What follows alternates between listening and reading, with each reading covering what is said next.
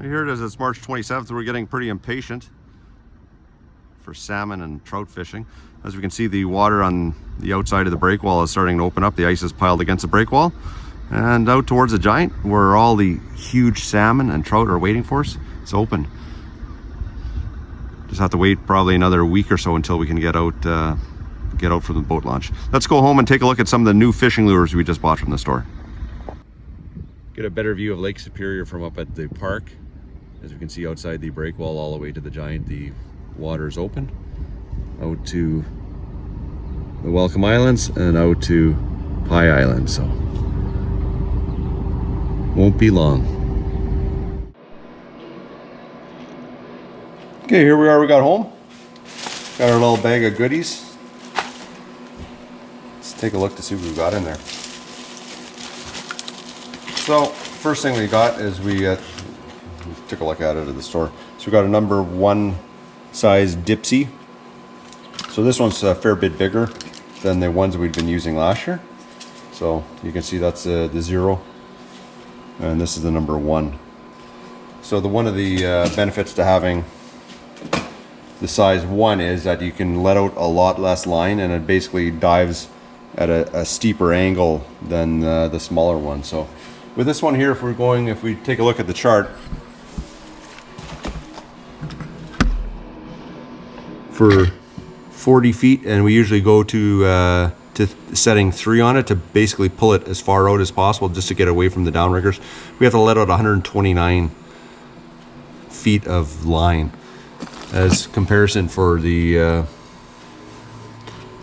size 0, which there's no reading for the 40, but if 35 feet setting 3, we have to go down and let out 275 feet. So it's a lot easier to reel in a fish if we have less line out and less chance of losing it.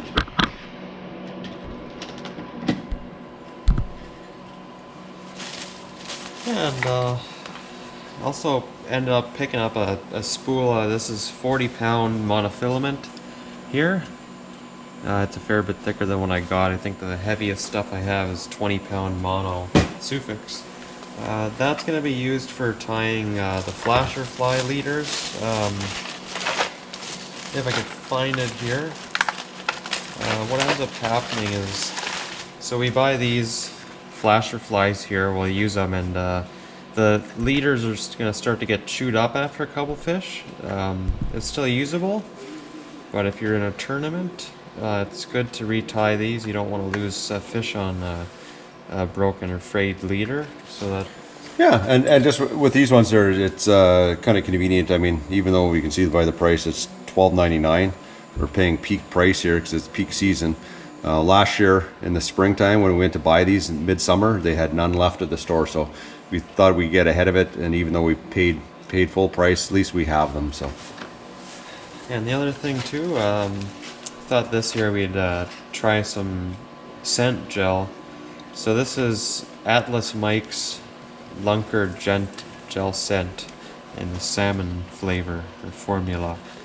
So it'll be interesting to see. I guess you smear this onto a spoon or a flasher. Yeah, and we've never tried that, so we've seen reviews on it, and we thought we'd try it for ourselves to see if it works or not. So, and we also got another assortment here of spoons and terminal tackle. We just figured we're running low on some things here.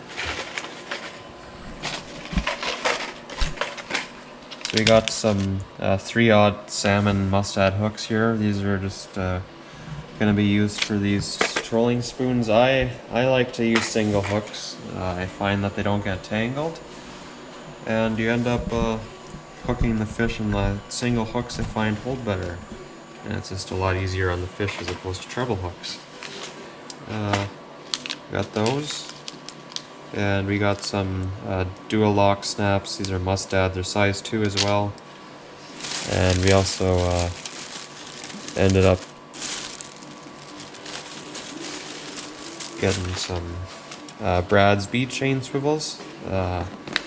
These are 80-pound test.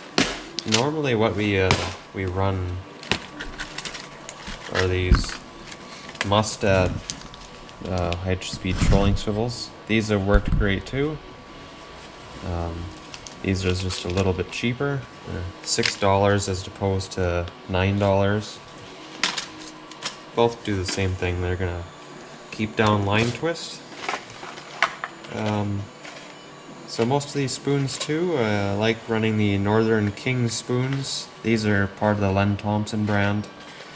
We've always had good luck. These are in the smaller size, the standard 3.5 inch spoons. We've got a couple different color options here. This is the orange monkey puke. This here is Dr. Death. The 42nd spoon. And this is the Sea Slock Wobbler. This one's a different one. This is a moonshine spoon. This is a Blue Knight in the Magnum size. Yeah, so we bought a couple of these ones just to kind of try different colors. We had some go-to ones that we used all last summer that worked really well, but we thought we'd kind of expand some of our lures a little bit. Another cool thing is all the names for these things. So normally I can't remember whatever the heck this one's name is, Dr. Death. So that one will be an easy one for me to remember. But normally what I do is I just make up my own names, and then I get some puzzled looks when I ask for those lures. But anyway. Yeah, and one other thing today I bought too, it's a 8-inch flasher. This is a Pro King green antifreeze. The one thing we don't have are a lot of 8-inch flashers.